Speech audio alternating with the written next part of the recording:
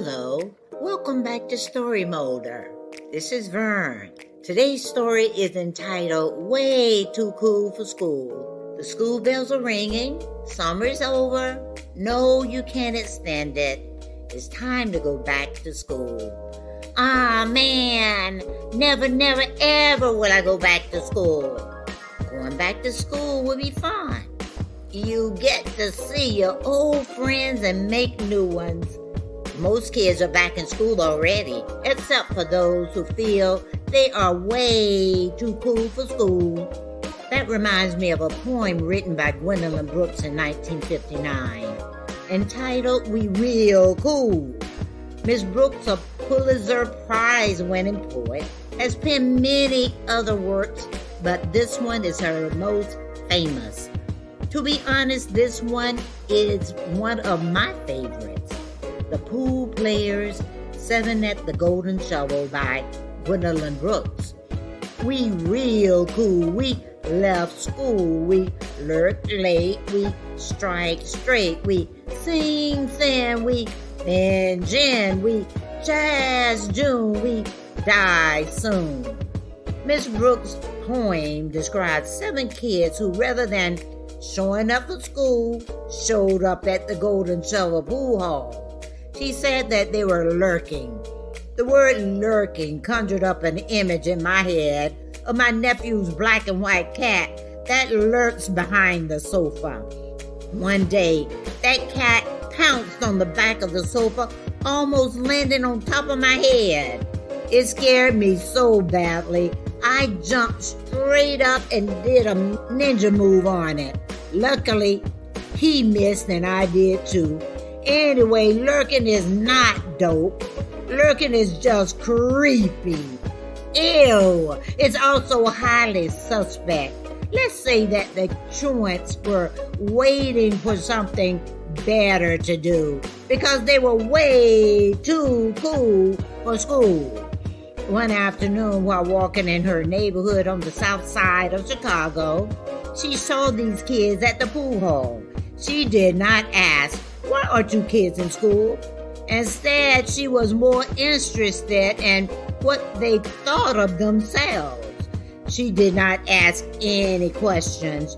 She believed that they were truants. It was during the time of day she felt that they should have been in school. She created a whole story for them. They were skipping school, sneaking around late, fighting, bragging about their criminal ways, diluting gin to make it stretch, and adding zing to June. She predicted a dark ending for them. This is a very cool sounding short poem. The staccato jazz-like rhythm captures the jazz movement.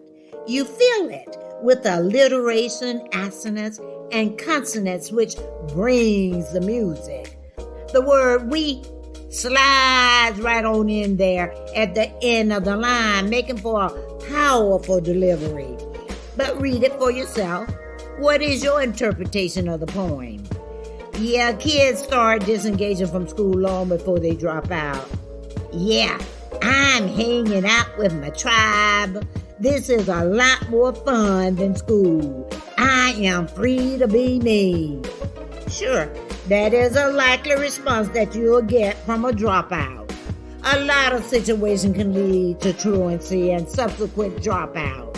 The child's very environment, which include a dysfunctional family, all sorts of abuses and violence, lack of clean clothes, poor or no parental support, being unprepared for school, unmotivated for school, academic hurdles to overcome, and boredom with school can all be culprits.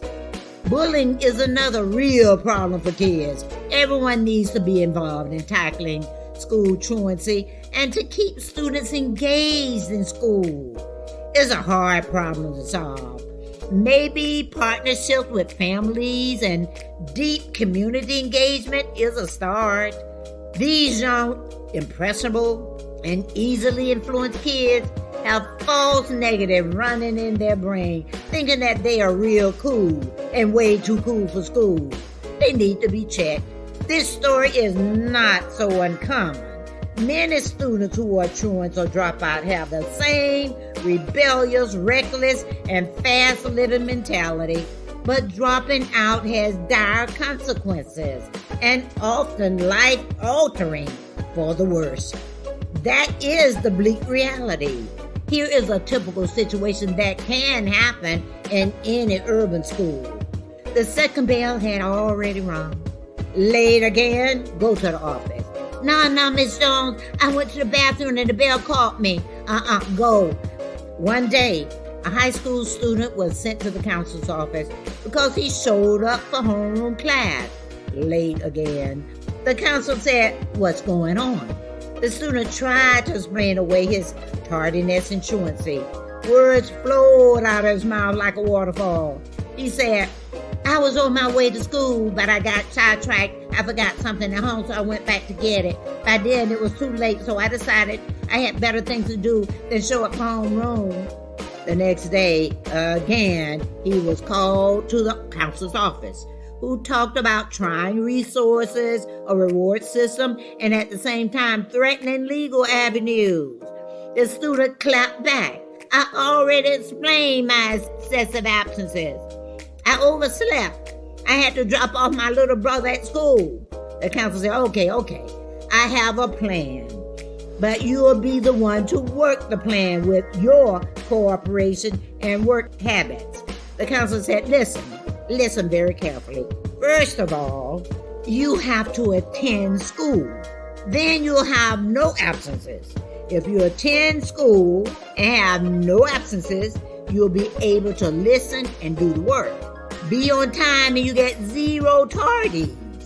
Turn in all your homework and study at home 1 hour a day. If you do that, you'll get A's and B's and a 3.5 grade point average, right? "Sure," said the young man nonchalantly. With words of encouragement, the counselor said, "Remember, you can live without education, but you can live better with it, okay?" Later on, the counselor sent a social worker to the house.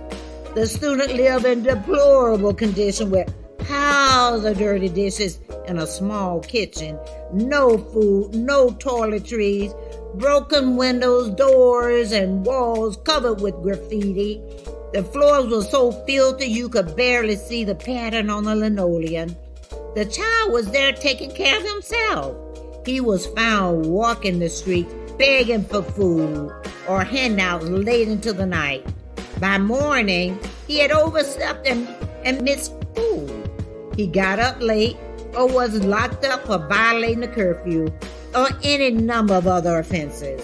The counselor said, "Your circumstances in having less does not mean that you are less worthy than anyone else under different circumstances. Ignore the false narratives that others say about what or who you are. They are dream killers. Every day you can choose a better narrative, hope for a brighter future, and do everything you can in your power to succeed. We all have circumstances that we must overcome. You may think that yours are more jacked up than anyone else's, but where there is hope, there is a chance to change. Dream beyond your circumstances.